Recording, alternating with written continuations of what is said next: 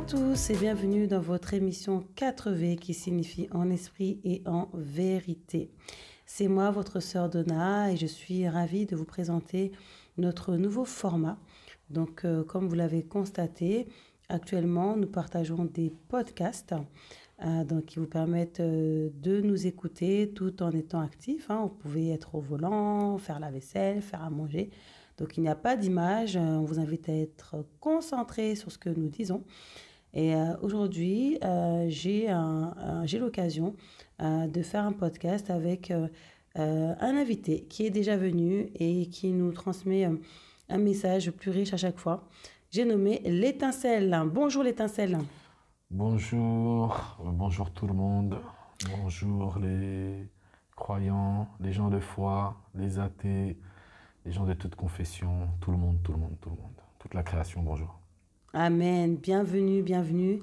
C'est toujours un plaisir de te recevoir dans l'émission.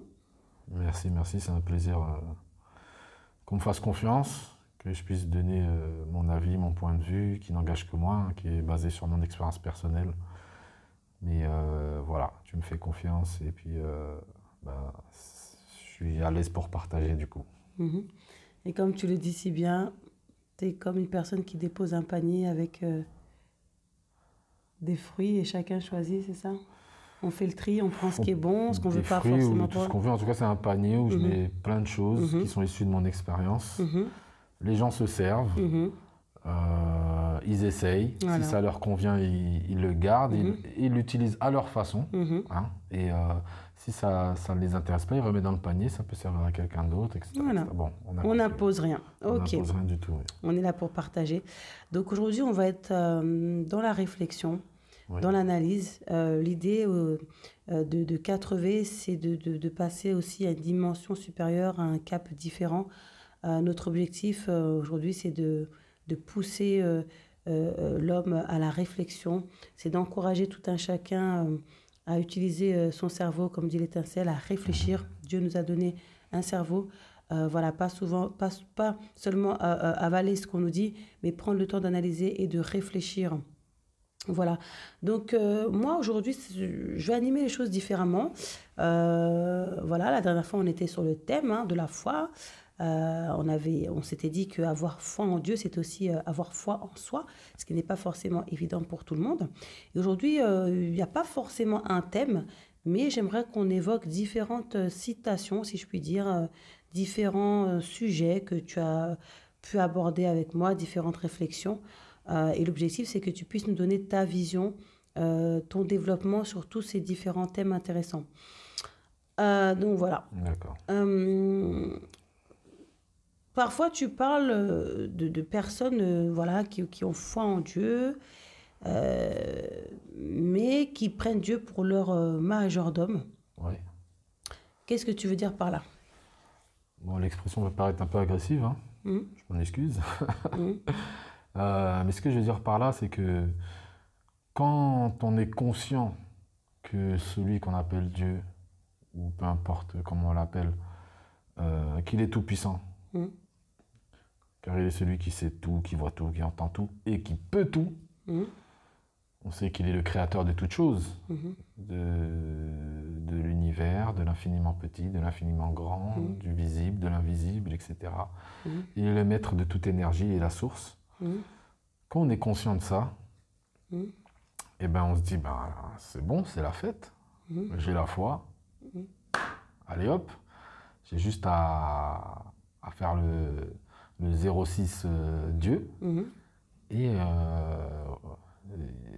j'ai Hubert Dieu qui vient à ma rescousse, qui satisfait mes besoins, qui honore mes souhaits, comme si c'était un génie en fait. J'ai dit majordome, j'aurais pu dire génie. Voilà. Le génie te dit, ouais, t'as droit à 3 souhaits, ok, je veux ça. Et qu'est-ce qui est négatif? Il le fait tel qu'on lui demande. Et qu'est-ce qui est mauvais dans cet état d'esprit du coup? Comment? Qu'est-ce qui n'est pas constructif dans cet état d'esprit du coup? C'est-à-dire qu'il y a peut-être quelque chose dans l'éducation religieuse, l'éducation spirituelle, qui n'a pas soit été pris en compte, ou qui a été mal compris par la personne, mal interprété. Ça dépend qui l'a enseigné, comment elle-même, de quelle manière elle a abordé son approche de Dieu, si c'est de manière personnelle ou si c'est juste de manière scolaire. Voilà, un bon élève n'est pas forcément une personne de foi.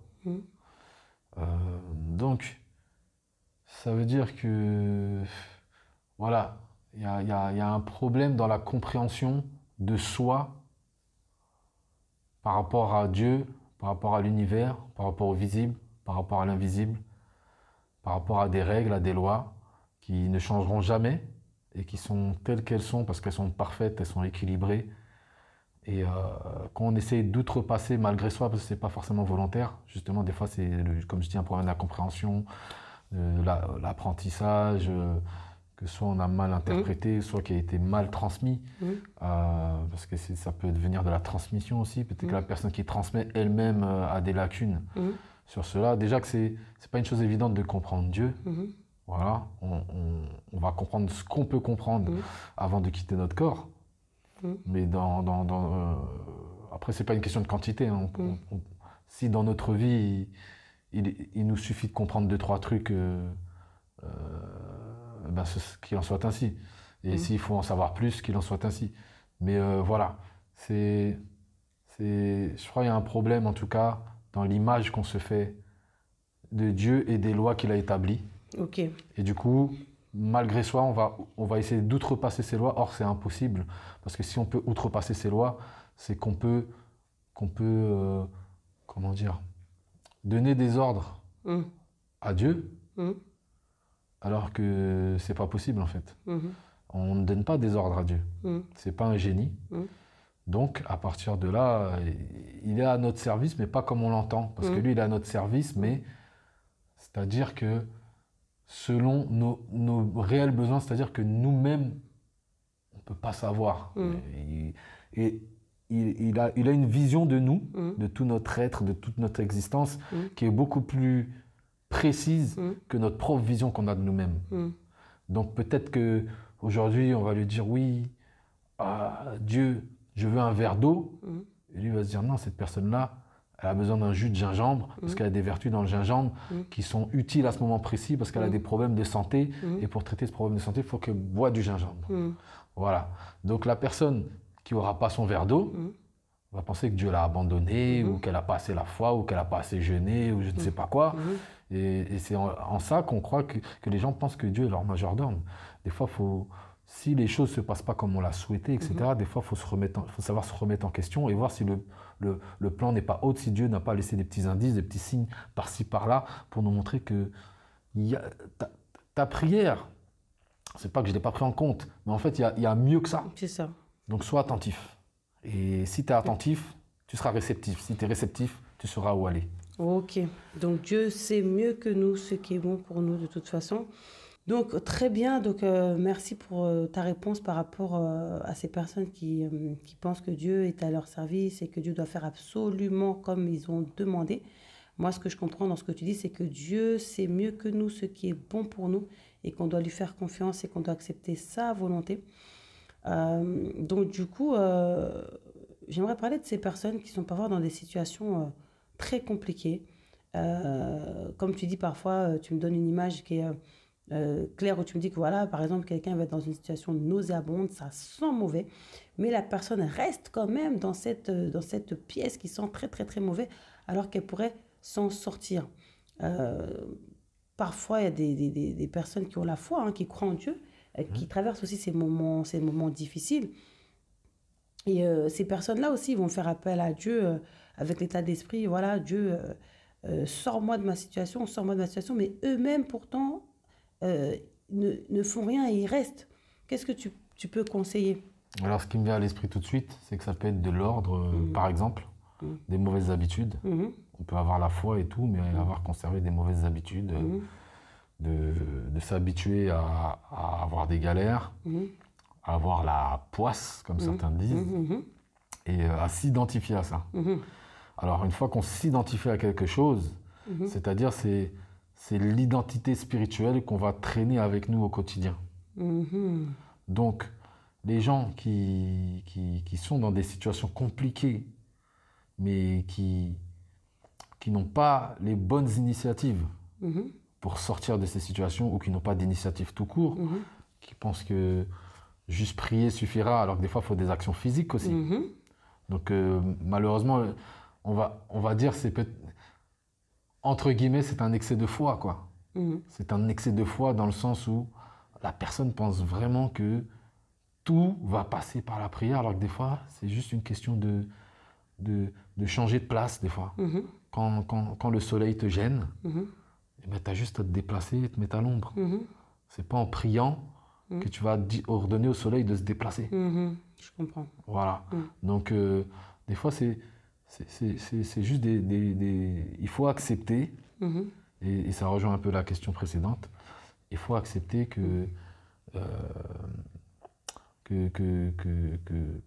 Dieu a le meilleur plan pour nous. Et si on essaie d'avoir des plans à la place de Dieu, ça ne marchera pas. Dieu nous fait confiance parce qu'il sait, et non comme un humain fait confiance à quelqu'un. Il n'essaye pas, il sait. Il fait confiance parce qu'il sait. C'est pour ça qu'il fait confiance à tout le monde, sans exception. Dieu ne peut pas ne pas avoir confiance à quelqu'un, ce n'est pas un être humain. Il ne peut pas ne pas avoir confiance en quelqu'un. Il connaît la vraie nature de la personne, c'est-à-dire la nature parfaite d'une personne, il la connaît. Même si on n'atteint pas cette perfection, lui, il la connaît. Donc lui, il voit que ça, en fait. En gros, lui, il va voir que ça. Nous, est-ce qu'on voit cette nature-là en nous-mêmes? Non, mais c'est dans les moments où on la ressent qu'elle se manifeste, qu'elle a la liberté d'agir. Mais quand on ne la ressent pas, on la prive de sa liberté d'agir. Donc c'est ce qui fait qu'il y a des gens qui vont rester bloqués dans une situation parce qu'ils ne se font pas confiance, et par la même occasion ne font pas assez confiance à Dieu, qui Dieu leur fait confiance parce qu'il sait. Une fois qu'ils ont compris que Dieu me fait confiance parce qu'il sait, alors à moi de m'aligner là-dessus. Et bon, il y a tout un processus, c'est pas juste comme ça, mais voilà, une fois qu'on a bien compris comment ça doit s'opérer, ben franchement, les choses se passeront nickel, selon la volonté de Dieu, bien entendu, mais ça se passera nickel tant qu'on reste accroché à cette vision qui va se matérialiser par la foi. Ok. Du coup, ça me donne envie de parler de cette réflexion que tu as abordée il y a quelques jours en disant que Dieu donne un plan comme à Noé, mais il ne fait pas l'arche à la place de Noé. Exactement. On revient au fait qu'on a une part à faire parce que Dieu, sa manière de faire, elle ressemble presque à la manière dont on fait avec nos enfants. Quand on veut que notre enfant apprenne à marcher, on ne lui tient pas les mains. Au début, on lui tient les mains. Mais quand on voit qu'il commence à prendre l'équilibre et tout, on le laisse, même quitte à ce qu'il s'appuie sur des meubles et tout, on le laisse faire, on le laisse tomber, parce qu'au bout d'un moment, on se rend compte qu'il retombe toujours sur les fesses. La nature est bien faite. Et au bout d'un moment, justement, le but, c'est quoi marcher? C'est apprendre à trouver l'équilibre. C'est ça qu'on oublie. L'enfant, en fait, il n'apprend pas à marcher. Il apprend à trouver l'équilibre, ce qui fait que naturellement, il se met à marcher. Et si nous, avec notre intelligence qui face à l'intelligence divine, il n'y a aucun rapport, on arrive à comprendre ça, alors Dieu avec son intelligence divine, imaginez comment il voit les choses. Donc forcément, il y a ça. Et donc, en fait, oui, Dieu il nous donne un plan. C'est-à-dire, ça peut...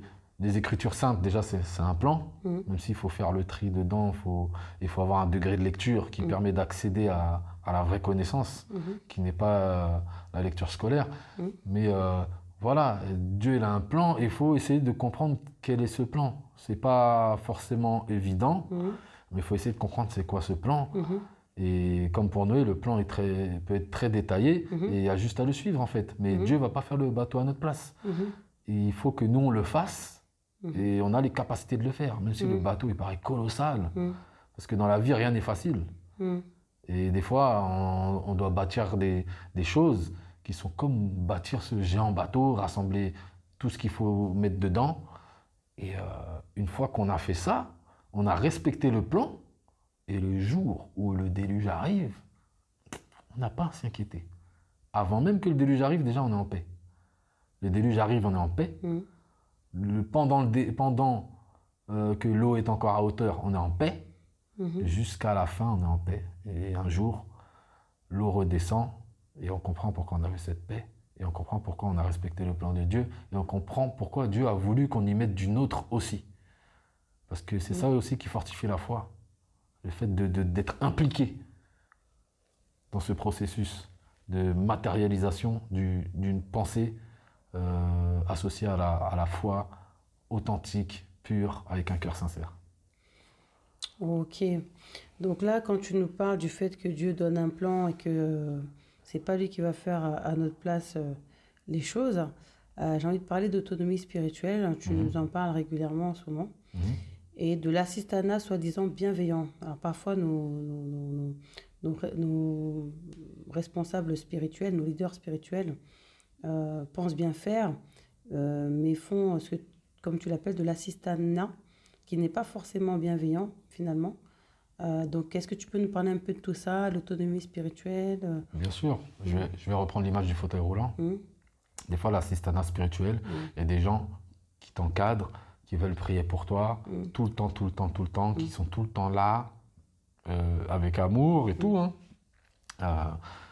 qui s'inquiètent pour toi et qui sont là, ils vont toujours être là, mais ils vont jamais t'encourager à avoir l'autonomie en fait. Oh, ça va pas, on va prier pour toi. C'est quoi ton problème? On va prier pour toi. On va organiser un jeûne, on va faire un programme de jeûne, on va faire ceci, on va faire cela, et Dieu va faire.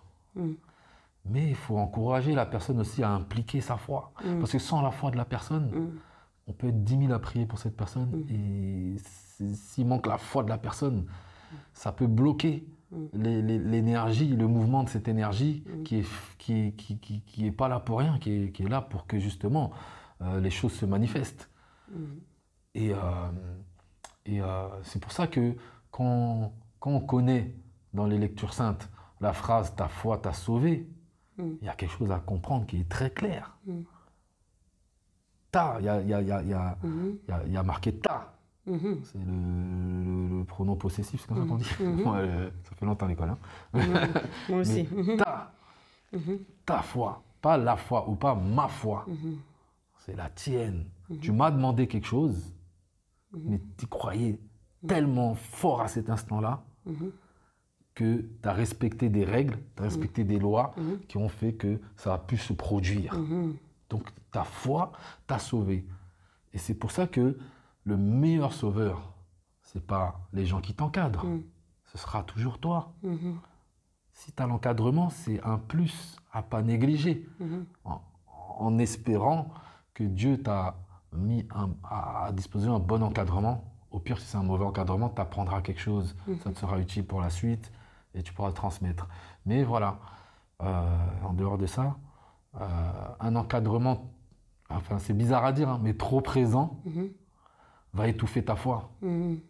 En fait, ils vont te donner une foi qui n'est pas vraiment la tienne. Tu vas t'appuyer sur leur foi plus que sur ta foi. Parce que tu te dis, bon, c'est bon, je suis encadré, y a un espoir, parce que tout seul, j'étais en galère. Et non, il faut qu'on te dise, non, mais déjà, il n'y a pas de tout seul dans la foi. Il n'y a pas de tout seul. Donc, parce qu'en plus, si tu comptes tout le temps sur ton pasteur, sur ton imam, ton rabbin ou sur le cercle pastoral ou je ne sais pas qui à chaque fois, tu deviens dépendant. Donc, tu n'es pas autonome. Et si tu es dépendant, le jour où ils ne sont pas disponibles, qu'est-ce que tu fais? Ça veut dire que le jour où ils ne sont pas disponibles pour des bonnes raisons ou des mauvaises, peu importe.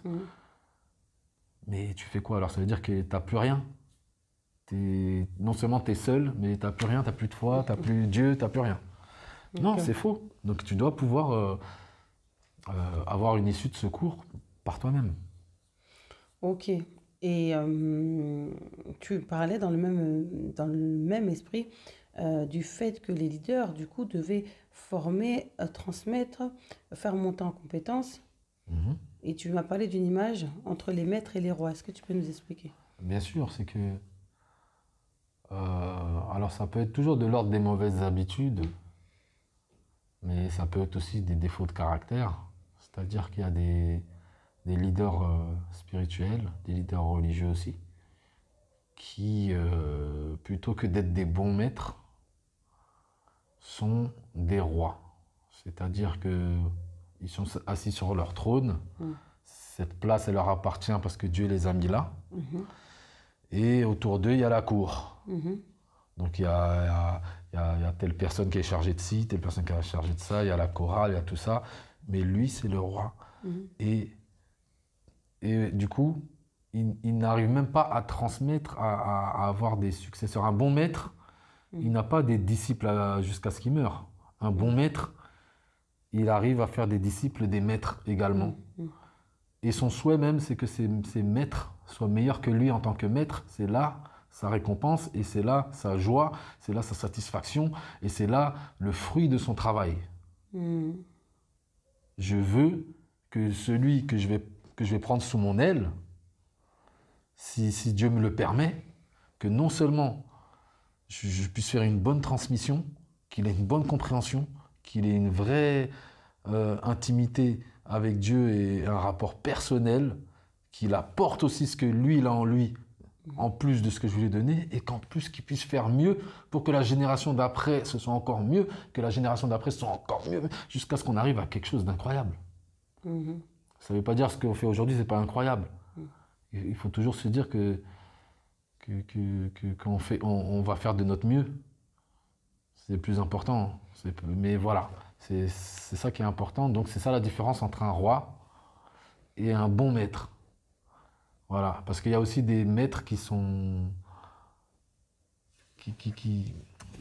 quand même bons, mais qui n'arrivent pas à transmettre et qui n'arrivent pas à avoir qui n'arrivent pas à avoir cette compétence à faire d'autres maîtres. Donc voilà, après, il ne faut pas prendre maître dans le sens de la domination. Le maître, c'est l'enseignant. Le maître, c'est celui qui enseigne. C'est celui qui partage son expérience. C'est celui qui sait comment faciliter l'accès à la lumière en lui et la redistribuer, la repartager, de sorte que les gens puissent en faire de même. Jésus est un grand maître par excellence, par exemple, et il savait comment transmettre, comment montrer l'exemple, et dans le souhait que des gens fassent même mieux que lui. Jésus n'était pas de quelqu'un qui souhaitait que personne le dépasse, quoi. Et d'ailleurs, il avait annoncé comme quoi ce que je fais aujourd'hui, vous ferez de plus grands miracles. Voilà. Donc, même si le miracle, c'est pas la priorité, enfin, selon moi, mais en tout cas, il avait annoncé cela.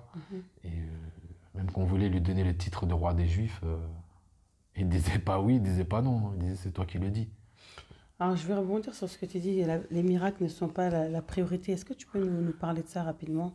Ce n'était pas prévu, mais je sais que tu as une vision assez pertinente sur le sujet, car beaucoup sont accrochés aux miracles. Qu'est-ce que tu peux nous dire? Alors, je vais donner un exemple qui peut-être va plus parler à la communauté congolaise.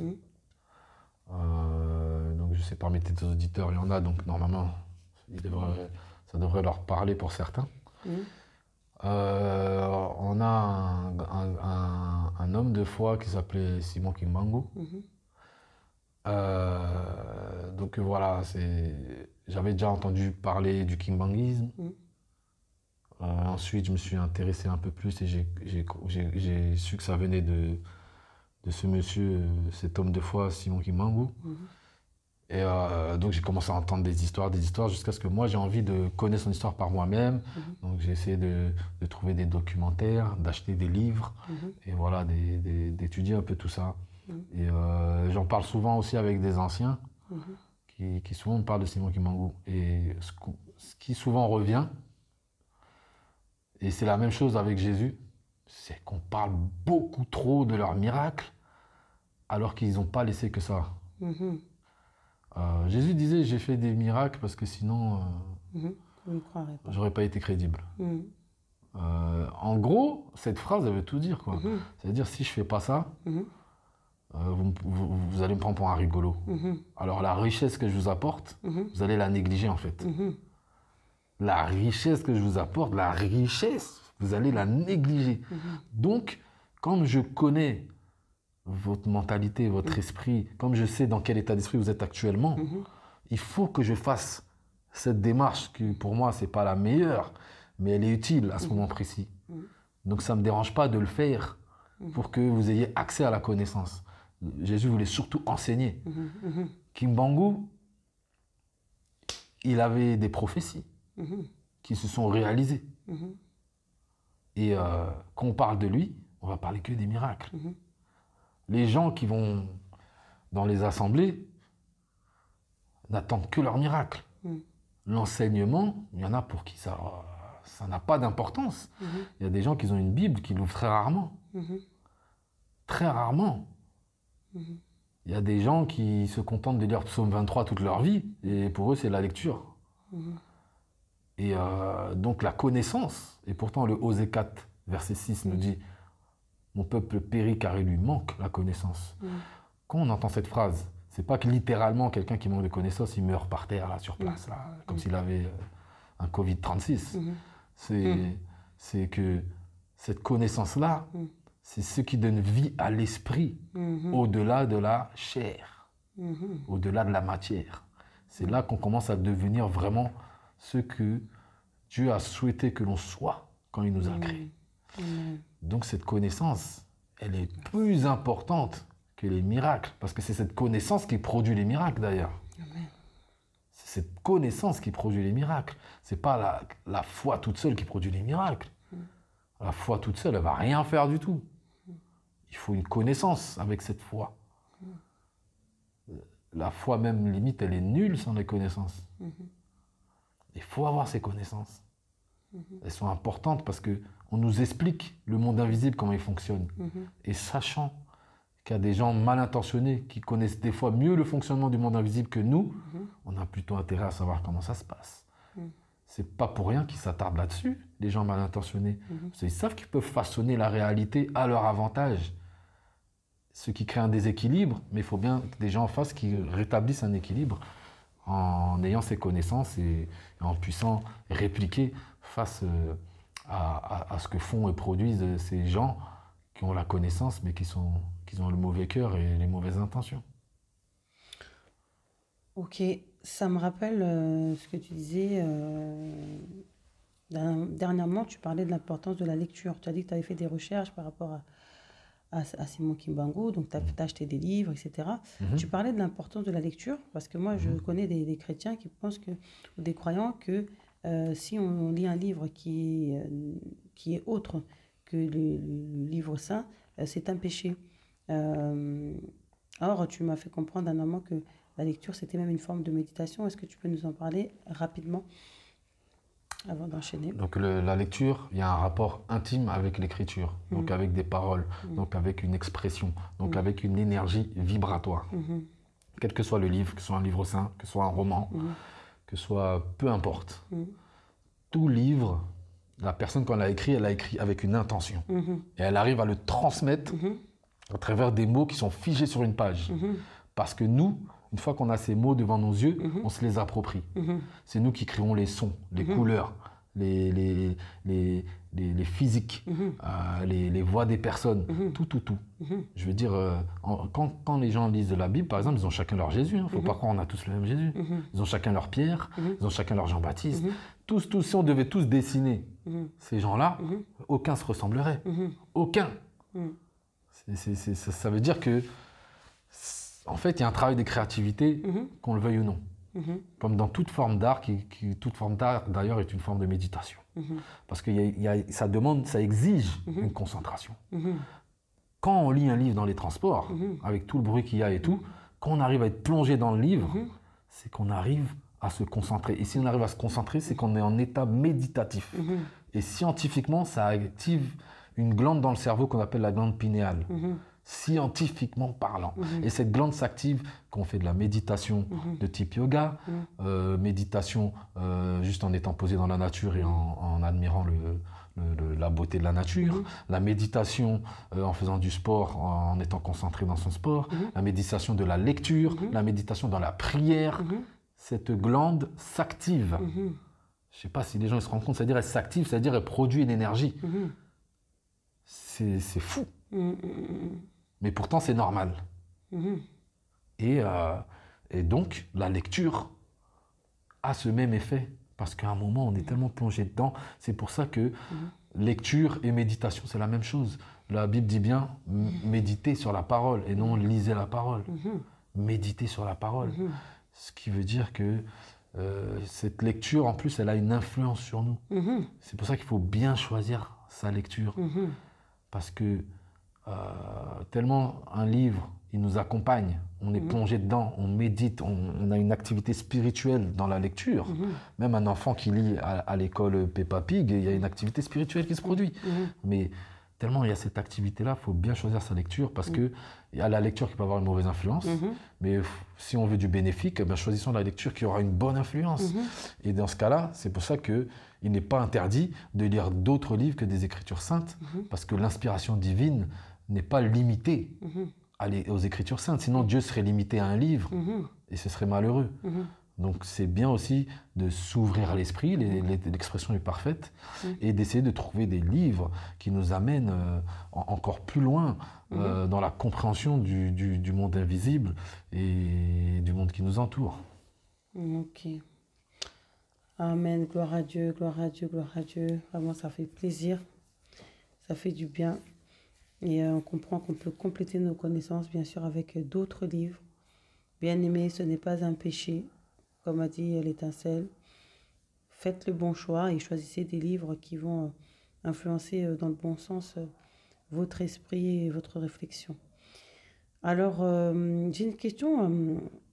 Qu'est-ce que tu veux dire par le regard de Dieu te délivre du regard des hommes? Tu m'as parlé de ça. Alors, c'est vrai que c'est pas évident parce que je te pose des questions hors contexte.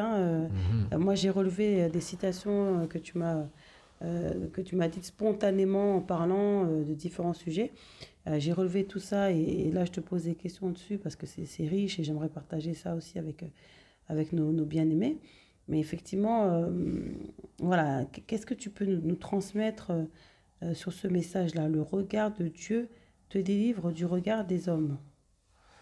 Alors, il y a des gens qui sont victimes du regard des gens. Vraiment victimes. Parce qu'ils portent trop d'importance. Et des fois, c'est parce que c'est une valeur sentimentale pour eux aussi. C'est le regard de la famille.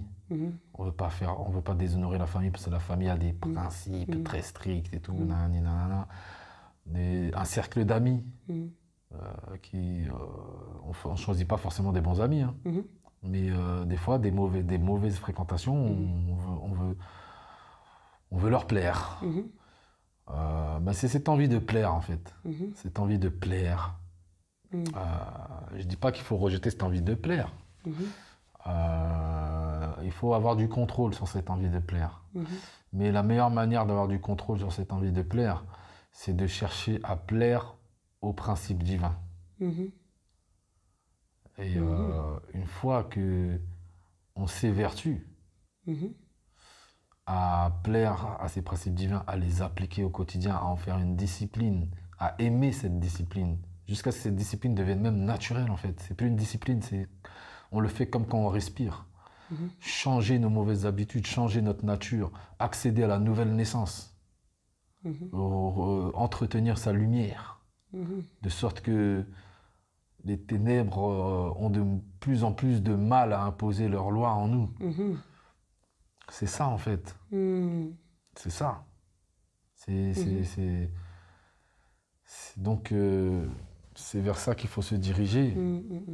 Et c'est ça qui fait qu'au final, c'est ça que j'appelle le regard de Dieu, en fait. Et c'est ça qui nous délivre du regard des autres. Parce que cette manière de vivre, de se comporter en société, en famille, etc., va nous protéger de beaucoup de méfaits. de beaucoup de médisance. On n'aura plus les mêmes réflexes. Les mots des gens n'auront plus le même impact sur nous. Les actions des gens n'auront plus le même impact sur nous. Si action il y a, des fois on va même empêcher des actions de se produire. Changer son comportement, se diriger vers sa nature source. C'est-à-dire la nature que Dieu connaît, celle dont on parlait tout à l'heure. La nature lumineuse. Quand on investit là-dessus, eh bien, franchement, on a une vie tranquille. Même dans les difficultés. Parce que les difficultés, on les accepte. On les avale, on les digère. On les transfère vers l'intelligence divine. Et l'intelligence divine nous la rend en bénédiction. C'est le meilleur recyclage qui existe au monde. S'il y en a qui veulent faire les écolos, soyez des écolos spirituels. Prenez les ordures de votre vie et recyclez-les dans l'usine de lumière. Et franchement, vous verrez plus les difficultés du même œil. Vous n'allez pas les fuir, vous allez les affronter. Parce que vous savez que derrière la récompense, elle est grande. Donc il ne faut pas s'imaginer que la vie est facile, surtout quand on est adulte.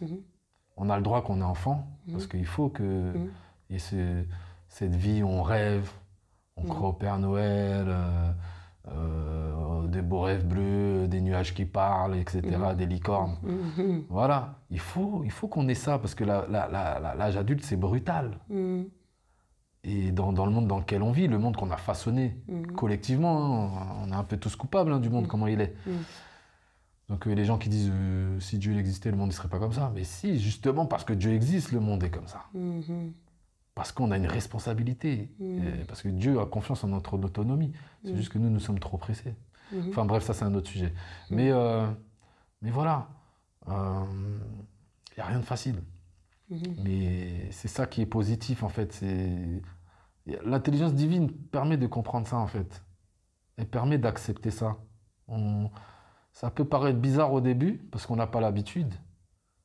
Mais après, c'est étrange, c'est waouh. Il m'arrive vraiment des galères de ouf, là. Mais, je sais pas, je suis en paix. Parce que c'est cette paix qui me permet de sortir de cette galère, déjà. Parce que c'est vrai, si on n'est pas en paix, c'est la panique. Et on est en paix parce que, justement, ça revient à ce qu'on disait aussi. On sait qu'on a... On connaît un Dieu qui est tout puissant et on commence à comprendre les règles, comment elles fonctionnent, comment faut appliquer la foi avec le cœur, la sincérité, et qu'on doit y mettre du nôtre aussi, on doit faire notre part parce que Dieu nous donne un plan, mais si on le respecte à la lettre près, ben, franchement, à un moment, ça va être que bénéfique pour nous. En fait, quand on commence à comprendre tout ça, la vie est différente. Alors, je ne dis pas que même en comprenant tout ça, il n'y a pas des moments où on oublie, où on se laisse aller. On est des êtres humains. Notre énergie, un coup, elle est haute, un coup, elle est basse. Voilà, il faut vraiment avoir une... Il y a des gens qui ont vraiment un niveau de maîtrise où eux, il n'y a plus rien qui les impacte. Nous, et des gens comme moi, pour arriver à ce niveau-là, il y a encore du chemin. Mais ce n'est pas inaccessible. Et dans le peu que j'ai pu vivre personnellement, ça me donne un aperçu de ce que ça peut être plus tard, en fait. Donc, c'est ça qui est intéressant là-dedans. Donc, vraiment, faut rien lâcher, quoi. Faut rien lâcher. Le regard de Dieu.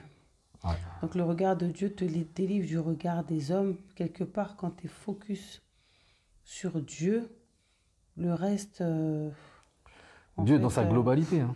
Dieu dans sa globalité, le reste n'a plus d'impact. En tout cas, le reste n'aura pas d'impact négatif.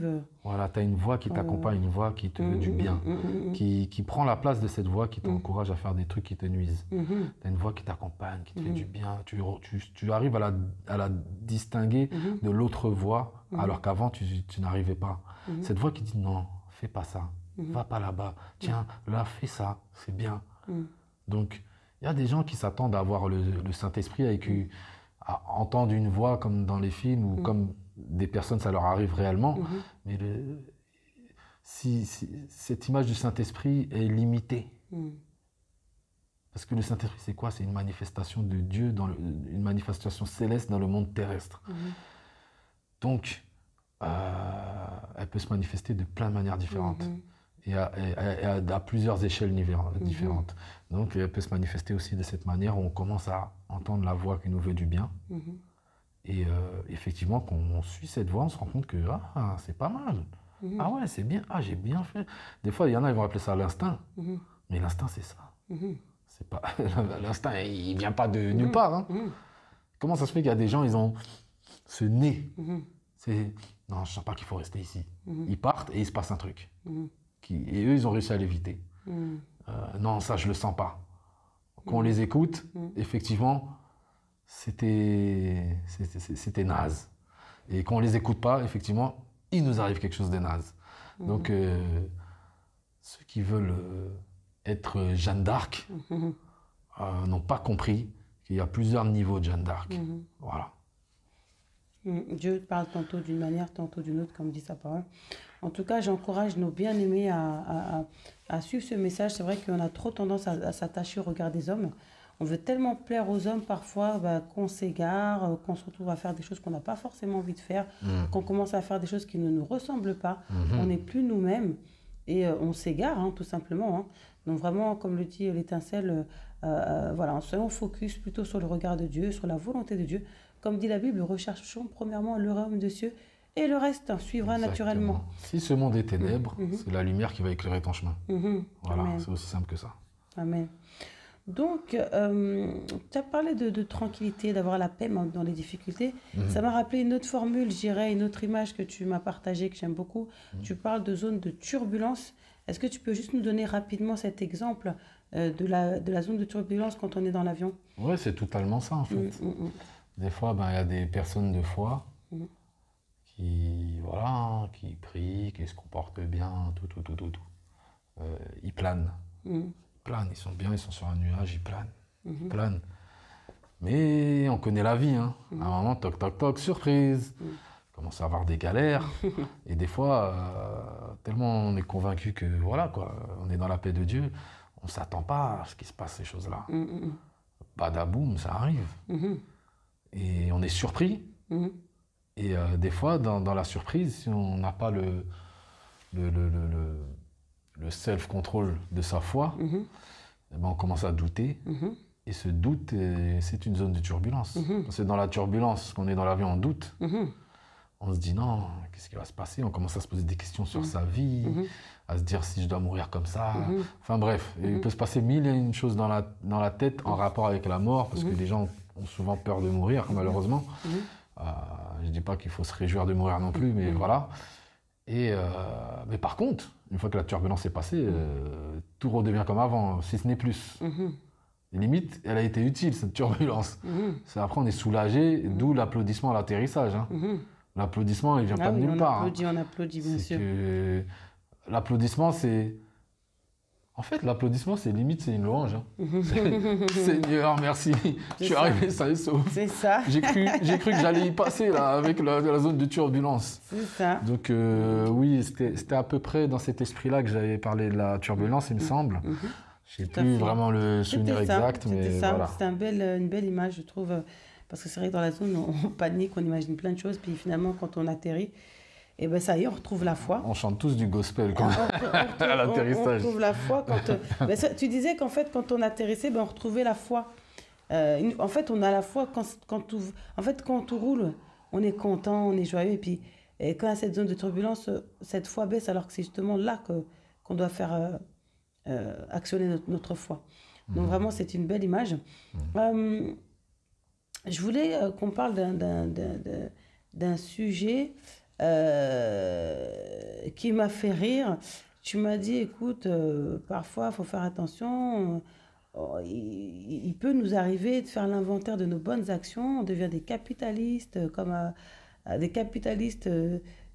Wall Street. On est là en train d'énumérer nos bonnes actions auprès de Dieu. Et voilà, alors qu'on oublie, faut pas oublier qu'on ne peut pas acheter Dieu et que la Bible dit que ce sera plus facile à un chameau d'entrer dans le trou d'une aiguille qu'un riche d'entrer dans le royaume des cieux. Donc, qu'est-ce que tu as voulu nous dire à travers l'inventaire des bonnes actions, le fait d'acheter Dieu? Qu'est-ce que tu voulais dire? Ouais. Alors, il y a des gens qui, malgré eux ou pas, deviennent très calculateurs. C'est-à-dire, on va faire des bonnes actions parce que c'est un investissement, en fait. Comme quelqu'un dans la bourse, quoi. C'est un investissement qui peut rapporter gros. Donc, je fais des bonnes actions et Dieu, en retour, il va me mettre bien. Ça ne se passe pas comme ça. Parce qu'il y a une disposition du cœur à avoir pour faire des bonnes actions. Et une bonne action doit être naturelle. Si elle est motivée par ça, c'est pas grave, ça fera toujours du bien à quelqu'un. Je dis pas le contraire. D'ailleurs, si ces gens-là sont condamnés à être juste des outils pour faire du bien à quelqu'un, c'est plus la personne qui reçoit qui est bénie que la personne qui donne. Ça, faut le comprendre. Mais si la personne est dans une vraie intention, là, c'est bien. Mais il y a des gens qui sont calculateurs et qui voient les choses comme ça.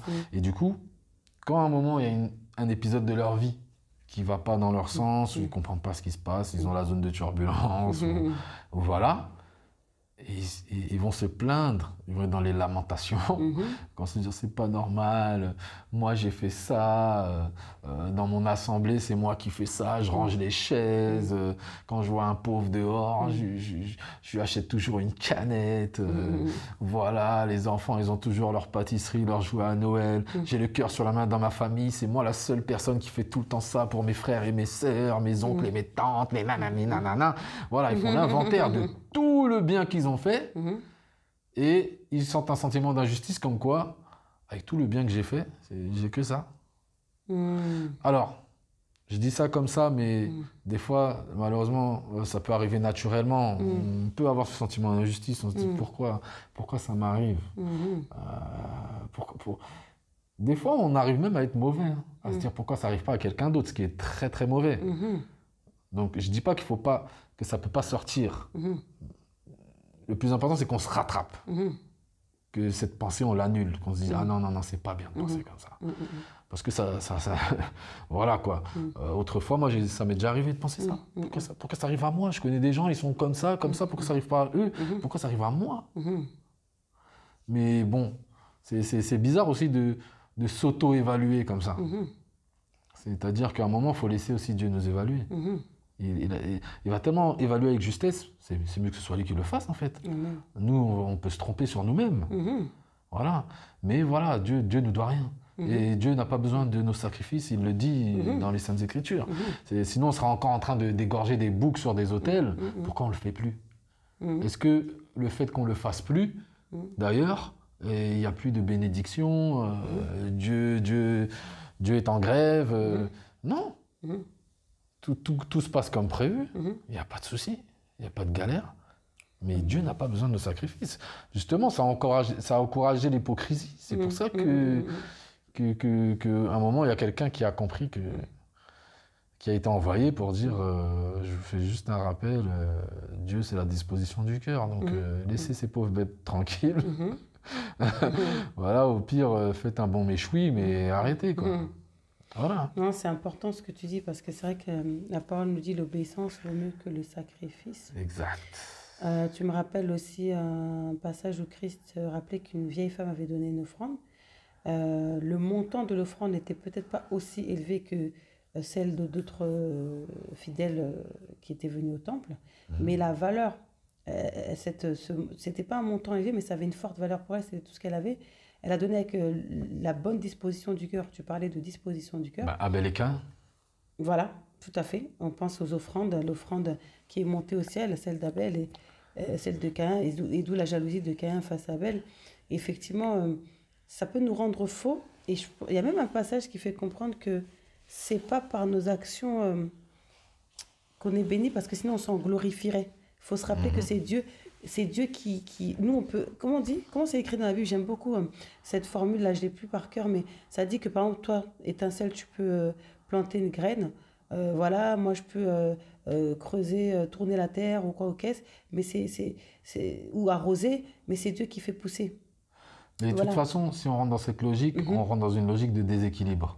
Dans le sens où, si c'est celui qui donne qui est le plus béni, alors ce seront toujours les riches qui vont être plus bénis que les pauvres. C'est ça. Donc les pauvres sont pénalisés. Si la valeur dépend Il faut respecter l'intelligence de Dieu à un moment. C'est ça. En fait, comme tu dis, tu sais, quand tu parles de Dieu ne voit pas les choses comme nous, la Bible dit que mes pensées ne sont pas vos pensées. Mhm. Et ça me fait penser à une phrase que je disais aussi, c'est le baromètre de Dieu, c'est pas le même que celui des hommes. Ah non, Là où, heureusement.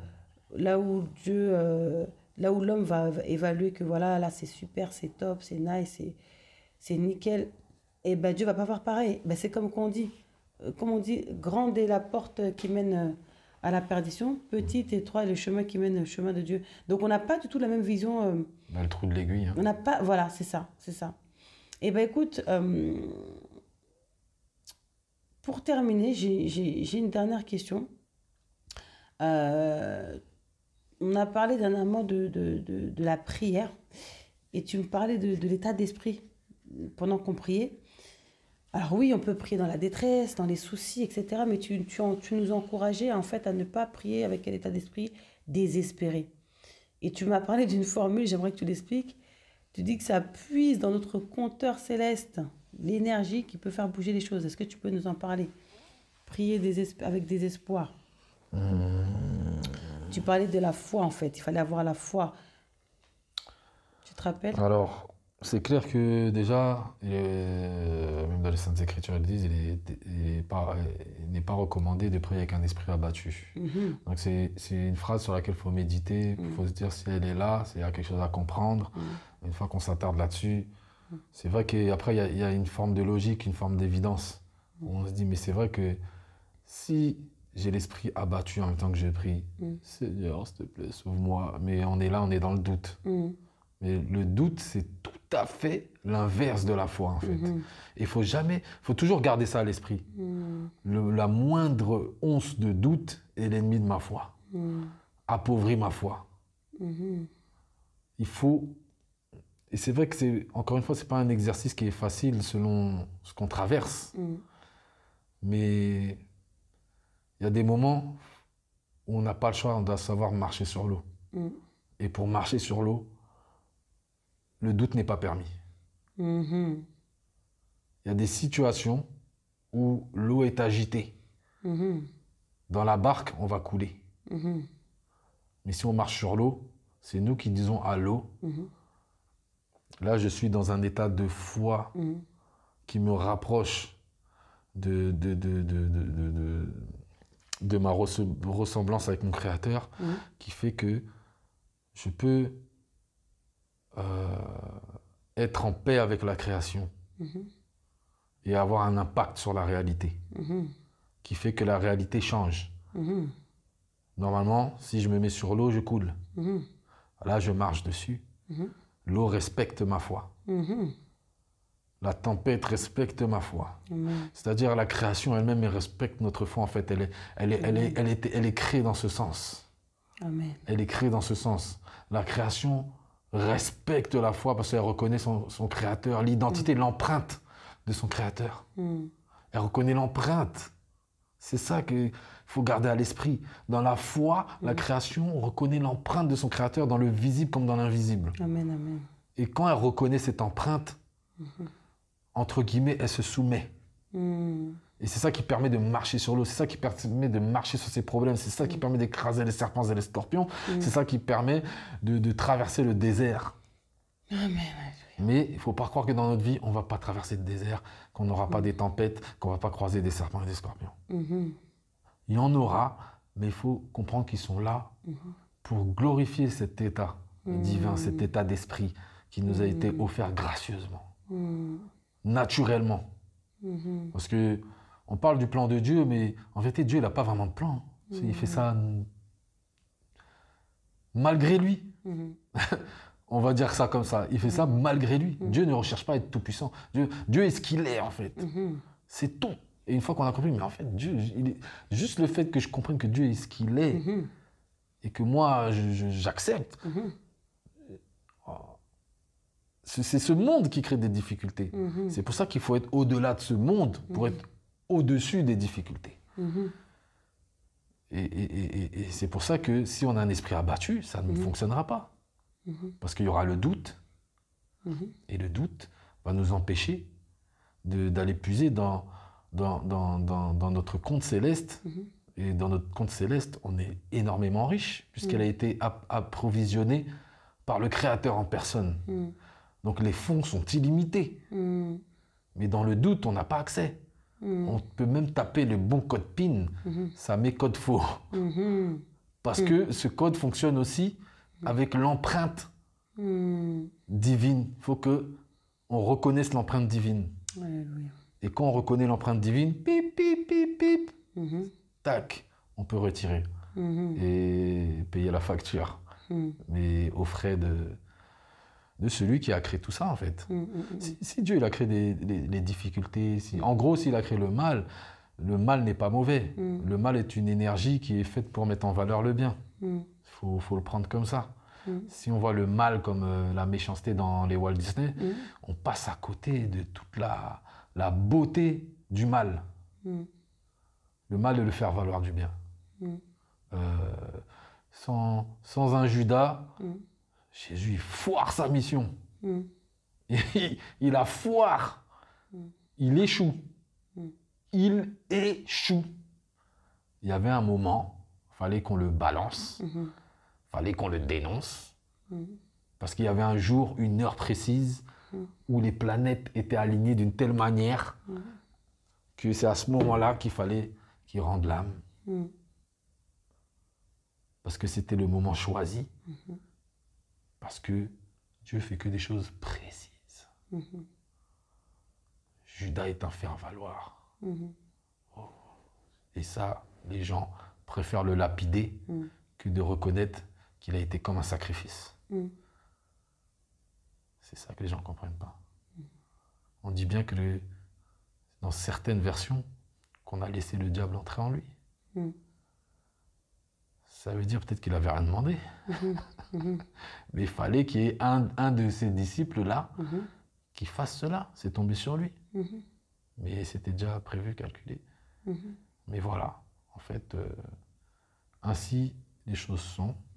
Ainsi, la manifestation de Dieu, elle est comme ça. Et puis son empreinte est importante. Son empreinte doit être reconnue par la création. Elle doit être reconnue par nos épreuves.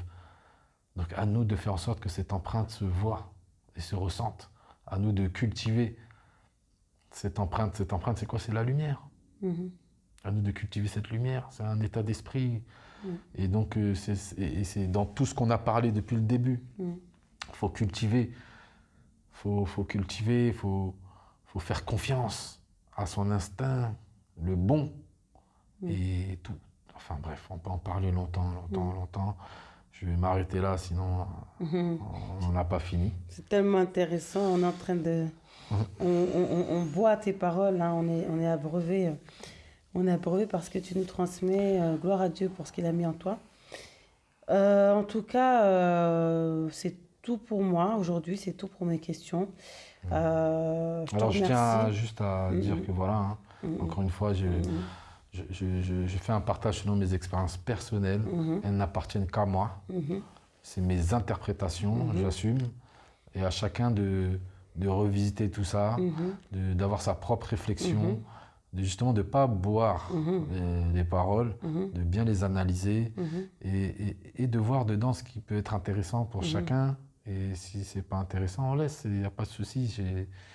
J'ai pas la science infuse, mais pour moi, il est important et je suis poussé à ça aussi, de partager son expérience, que ce soit moi ou d'autres personnes. Hein. Voilà, j'ai 44 ans aujourd'hui, donc il faut que tout ce chemin,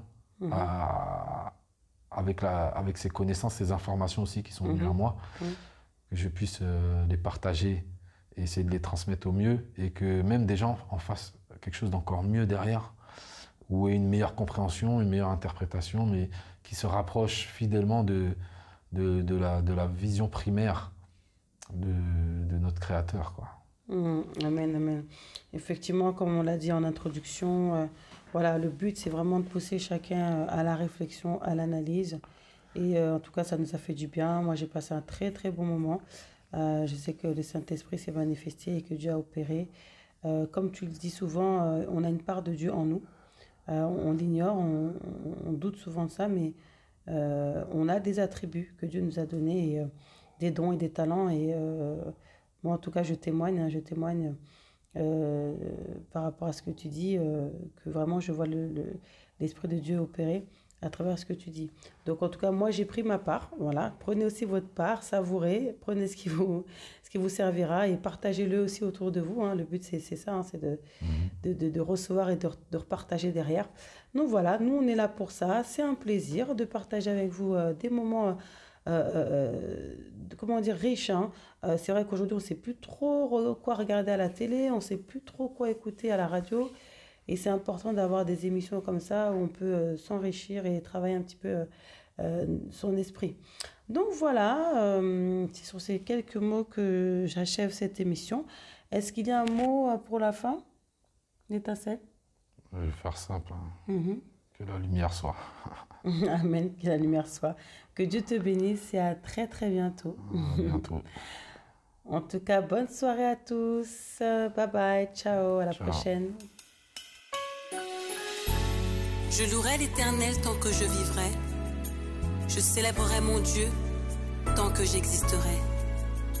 Mieux vaut pour moi la loi de ta bouche que 1000 objets d'or et d'argent. Alléluia. Je t'adore.